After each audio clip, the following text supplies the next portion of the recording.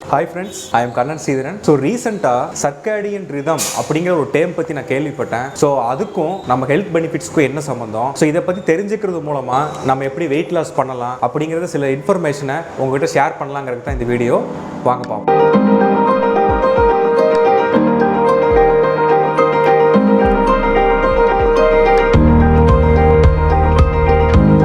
Circadian rhythm அப்படிங்கிறது நம்ம உடம்புல ஒரு பயாலஜிக்கல் கிளாக் இருக்கு. ஸோ அதை ரெஃபர் பண்ற ஒரு டெக்னிக்கல் டேம் தான் சர்க்காடியன் ரிதம். இந்த சர்க்காடியன் ரிதம் இல்லாட்டி பயாலஜிக்கல் கிளாக் அப்படிங்கிறது எல்லா ஸ்பீசிஸ்லையும் எல்லா உயிரினத்திலையும் இந்த கிளாக் வந்து ரன் ஆகிட்டு இருக்கு.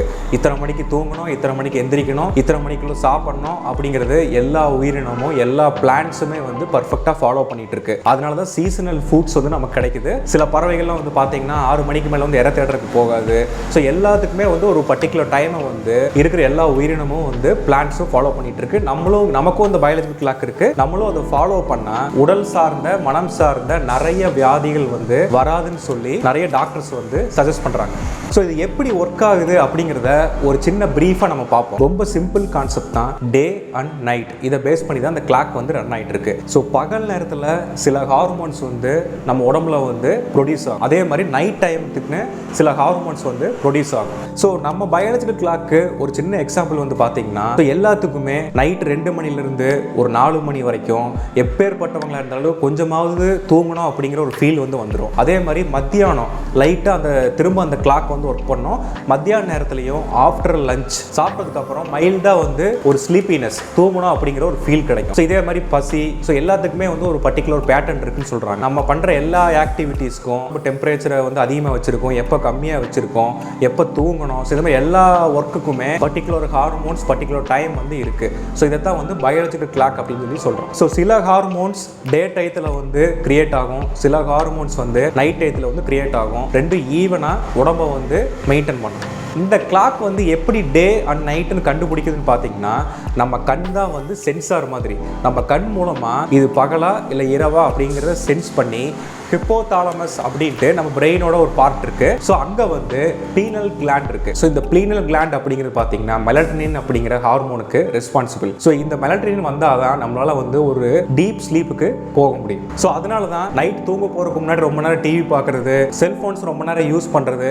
ஸோ இது என்ன ஆயிரும்னு பார்த்தீங்கன்னா நம்ம கண் வந்து வெளிச்சத்தை பார்த்து இன்னும் நம்ம பகலில் இருக்குன்னு சொல்லி ஹார்மோன்ஸ் வந்து பகலில் சுரக்க வேண்டிய ஹார்மோன்ஸ் நைட் டைம்ஸில் கிரியேட் ஆகி ஸோ உடம்புல வந்து ஒரு இம்பேலன்ஸ் கிரியேட் ஆயிரும். ஸோ இதனால நிறைய diseases, mind level stress, so இந்த மாதிரி ப்ராப்ளம்லாம் வருதுன்னு சொல்லிட்டு டாக்டர்ஸ் நிறைய பேர் வந்து சொல்கிறாங்க. ஓகே, இப்போ சர்க்காடியன் ரிதம்னா என்ன, ஸோ பயாலஜிக்கல் கிளாக்னா என்ன, அது எப்படி ஒர்க் ஆகுது, ஸோ டே நைட்டை பேஸ் பண்ணி எப்படி ஹார்மோன்ஸ் வந்து கிரியேட் ஆகுதுங்கிறது ஒரு பிரீஃப் மாதிரி பார்த்தோம். ஸோ இதுக்கும் வெயிட் லாஸுக்கும் என்ன சம்பந்தம் அப்படிங்கிறத பார்ப்போம். ஸோ யூடியூப்ல ஒரு டாக்டர் பால் அப்படிங்கிற சேனல்ல சர்க்காடியன் ரிதம்னா என்ன, ஸோ அதை வந்து அவர் ஃபாலோ பண்ணி 100+ வெயிட்ல இருந்தவர் எப்படி வந்து வெயிட் லாஸ் பண்ணாரு, இந்த டயட் சர்க்காடியன் ரிதம் இவர் ஃபாலோ பண்ண டயட்டுக்கு என்ன சம்பந்தம் அப்படிங்கிற பத்தி நிறைய வீடியோஸ் வந்து போட்டிருக்காரு. ஸோ அதில் அவர் சொல்ற ஒரு சின்ன கான்செப்ட் என்னன்னு பார்த்தீங்கன்னா பகல் டயத்தில் நீங்க சாப்பிட்றது ஃபுல்லாமே பகல் டயத்தில் இருக்கணும். நைட்டில் வந்து ஒரு பர்டிகுலர் டைம் ஃபிக்ஸ் பண்ணிக்கோங்க. அதாவது 6 மணிக்கு நீங்கள் ஃபர்ஸ்ட் பைட் நீங்கள் ஸ்டார்ட் பண்ண ஆரம்பிக்கணும். ஒரு டீ காஃபி குடிக்கிறதா இருந்தால் கூட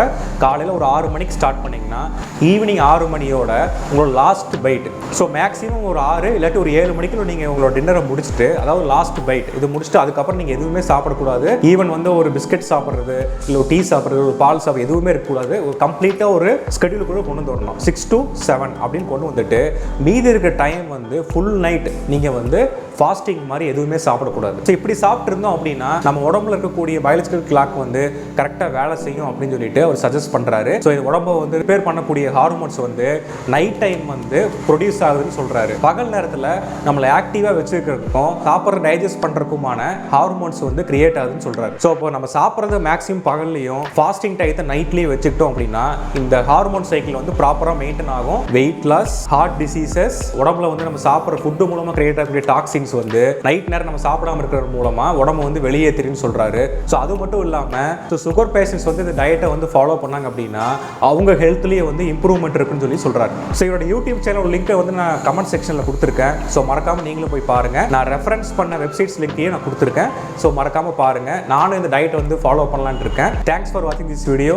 இந்த கண்டென்ட் வந்து உங்களுக்கு யூஸ்ஃபுல்லாக இருக்கும்னு நினைக்கிறேன். ஸோ எந்த ஒரு டயட் ஃபாலோ பண்ணுறதுக்கு முன்னாடி பர்சனலாக ஒரு டாக்டரை கன்சல்ட் பண்ணிவிட்டு அந்த டயட்டை ஃபாலோ பண்ணுங்கள். இந்த கண்டென்ட் பற்றி உங்களுக்கு ஏதாச்சும் ஒப்பீனியன் இருந்தால் மறக்காமல் கமெண்ட் பாக்ஸில் கொடுங்க. இந்த வீடியோ உங்களுக்கு பிடிச்சிருந்தா லைக் பண்ணுங்கள், உங்கள் ஃப்ரெண்ட்ஸுக்கு ஷேர் பண்ணுங்கள், மறக்காமல் சப்ஸ்கிரைப் பண்ணுங்கள். தேங்க்யூ.